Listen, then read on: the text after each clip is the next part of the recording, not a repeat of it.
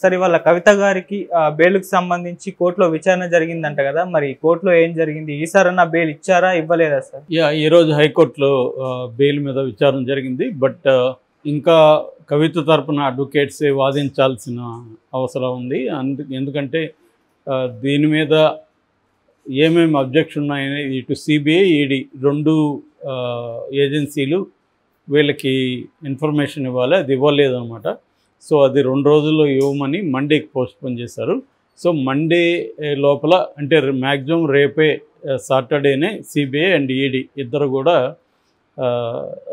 Documents ఇవ్వాలి. వీళ్ళకి ఇచ్చిన తర్వాత వితిన్ 1 డేలో వీళ్ళు ప్రిపేర్ అయ్యి మండే కంప్లీట్గా ఆర్గ్యుమెంట్స్ ఫినిష్ చేయాలి. బెయిల్ ఆర్గ్యుమెంట్స్ ఎవరు కవిత తరపున advocates. So bail arguments finish చేస్తే అప్పుడు Monday CBI and ED counter arguments మళ్ళీ కోర్టు వింటుంది. సో మంగళవారం విన్నాక అప్పుడు నాకు తెలిసి జడ్జిమెంట్ రిజర్వ్ చేయొచ్చు, మళ్ళీ ఎప్పుడో జడ్జిమెంట్ ఇవ్వచ్చు. మ్యాక్సిమం మనకి ఉన్న అండర్స్టాండింగ్ ఏంటంటే బెయిల్ రిజెక్ట్ అయ్యే అవకాశమే ఉంటుంది. హైకోర్టు స్థాయిలో బెయిల్ ఈడీ స్థాయి కేసుల్లో రాదు. మామూలుగా ఇదే కేసులో మనం పరిశీలిస్తే ఎవరికి కూడా హైకోర్టు స్థాయిలో బెయిల్ రాలేదు. ఎవరికి మన మనీష్ సిసోడియా ఆయన సుప్రీంకోర్టులోనే బెయిల్ రాలేదు. మొన్న కూడా మళ్ళీ ఎక్స్టెండ్ చేశారు ఆయనకి కస్టడీ. అట్లాగే సంజయ్ సింగ్కి ఇంకొక ఆయన ఆమ్ ఆద్మీ పార్టీ ఎంపీ ఆయనకి మాత్రం సుప్రీంకోర్టు బెయిల్ ఇచ్చింది. కాబట్టి మిగతా వాళ్ళకి అందరికి కూడా అప్రూవల్గా మారడం వల్ల బెయిల్ వచ్చేది తప్ప రెగ్యులర్ బెయిల్ రావడం అనేది హైకోర్టు లెవెల్లో ఈడీ కేసులో వెరీ వెరీ డిఫికల్ట్. ముఖ్యంగా ఈ కేసులో మాత్రం ఈమెకు వచ్చే అవకాశం లేదు. ఎందుకంటే ఇటు ఈడీ అండ్ సిబిఐ ఇద్దరు కూడా చాలా స్ట్రాంగ్గా అపోజ్ చేస్తారనమాట ఈమె బెయిల్. దీన్ని అంటే ఈమె సాక్షుల్ని ప్రభావితం చేస్తారు, సాక్ష్యాధారాలని ఇది చేస్తారు, ఆల్రెడీ ఈమె బెదిరిస్తున్నారు, ఈమె అరెస్టు కూడా సహకరించలేదు, ఇవన్నీ వాళ్ళు ప్రొడ్యూస్ చేస్తారు.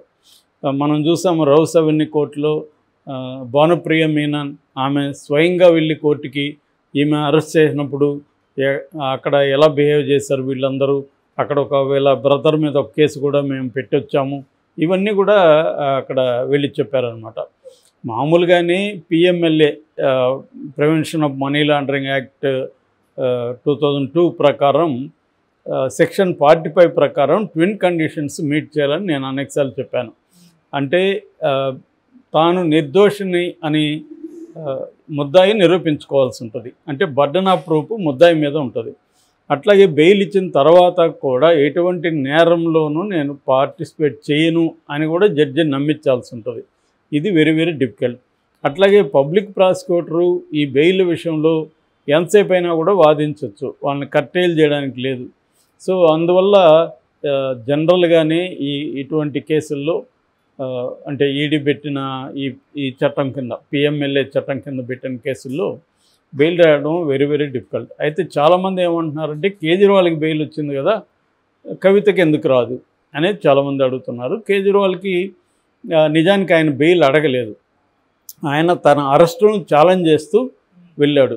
ఎందుకంటే ఇది పొలిటికల్గా మోటివేటెడ్, ఎలక్షన్ ముందు నన్ను అరెస్ట్ చేశారు, అంటే నాకు ఒక పొలిటికల్ పార్టీని నేను నడుపుతున్నాను, నా పొలిటికల్ పార్టీకి ఫెయిర్ ప్లేయింగ్ గ్రౌండ్ లేకుండా చేయడానికే మోడీ ఎత్తివేశాడు, నేను 22 చోట్ల నా పార్టీ కంటెస్ట్ చేస్తుంది, సో 22 చోట్ల నేను ప్రచారం చేయకుండా ఆపడానికే మోడీ పనిచేశాడు, అందుకని దాదాపు 1.5 year అయిపోయినా కూడా కేసు పెట్టి ఇప్పుడు అర్జెంటుగా నన్ను అరెస్ట్ చేయాల్సిన అవసరం ఏ రకంగా లేదు, అట్లాంటప్పుడు ఇన్ని రోజులు ఎందుకు నన్ను అరెస్ట్ చేయలేదు, ఇప్పుడు ఎందుకు అరెస్ట్ చేశారు అనేది ఆయన ప్రశ్నించిన వాటిలో ఒకటి. రెండవది, నన్ను అరెస్ట్ చేయడానికి ప్రైమా ఫేసి ఎవిడెన్స్ ఏమీ లేదు అని. అంటే పిఎంఎల్ఏ చట్టంలో సెక్షన్ 19 ప్రకారం ఎవరైనా ఇన్వెస్టిగేటివ్ ఏజెన్సీలు అరెస్ట్ చేసినప్పుడు బర్డన్ ఆఫ్ ద ప్రూఫ్ ఆ ఇన్వెస్టిగేటివ్ ఏజెన్సీల మీద ఉంటుంది,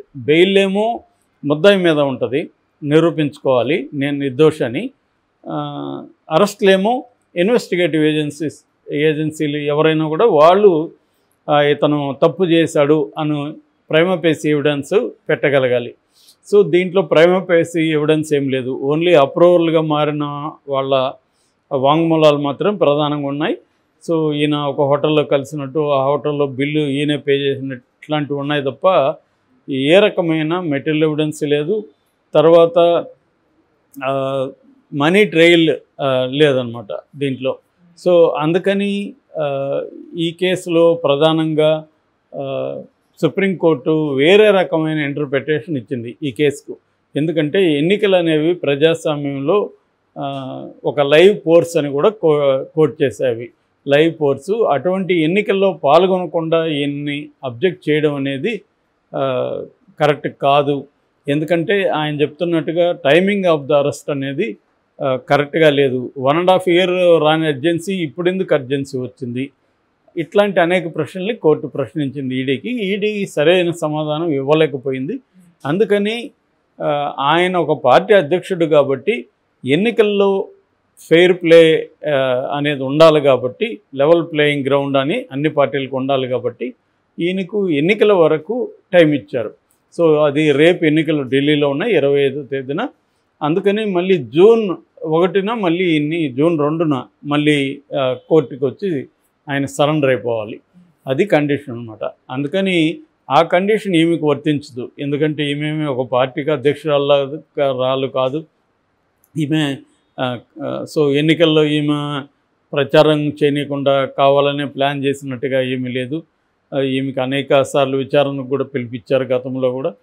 ఇవన్నీ ఈమె విషయంలో వేరు ఉన్నాయన్నమాట.